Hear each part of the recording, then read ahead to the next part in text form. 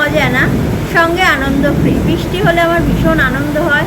অপেক্ষায় ছিলাম কখন বৃষ্টি নামবে আর কখন আমি স্নান করব। যেই ভাবা সেই কাজ, বৃষ্টি নামতেই আমি স্নান করেছি। প্রচুর বৃষ্টিতে ভিজেছি, প্রচুর আনন্দ হচ্ছিল আমার, মনটা একদম আনন্দে ভরে গেছে। কিন্তু আমার কপালটা এতই খারাপ, এত বৃষ্টি হচ্ছে, একদিনও খিচুড়ি খেতে পারলাম না। আসলে আমাদের বাড়িতে আমি খিচুড়ি বেশি পছন্দ করি। আর আজকে তো বাড়িতে কেউ নেই, আমি একা। তো একার জন্য আর কি খিচুড়ি করব বলো?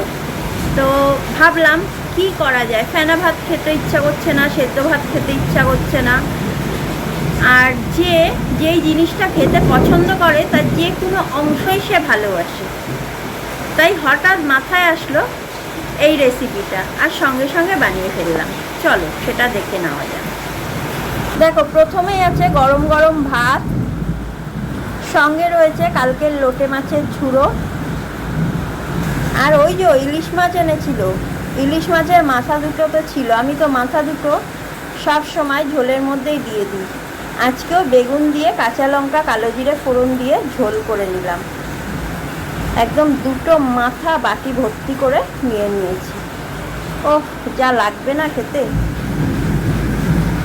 অনেকে হয়তো ভাববে ইলিশ মাছের মাথায় তো কিছু থাকে না, আমার মাছ লাগবে না, গন্ধতেই খাওয়া হয়ে যাবে। এত ভালো লাগে আমার, মানে কাঁটা ধুলোস্বাদ করে দিই। আর চারাপোনা মাছ আমি সেভাবে খাই না, খেতে পারি না, তখন ঝগড়া করি ঘরে। এগুলো ন্যাকামো না বলো একটু বেশি বেশি? তো যাই হোক, যেহেতু ইলিশ মাছ আমি ভালোবাসি, তার জন্য ইলিশ মাছের কাঁটা আমার কাছে ম্যাটার করে না। এই হচ্ছে আজকে আমার খাওয়ার মেনু।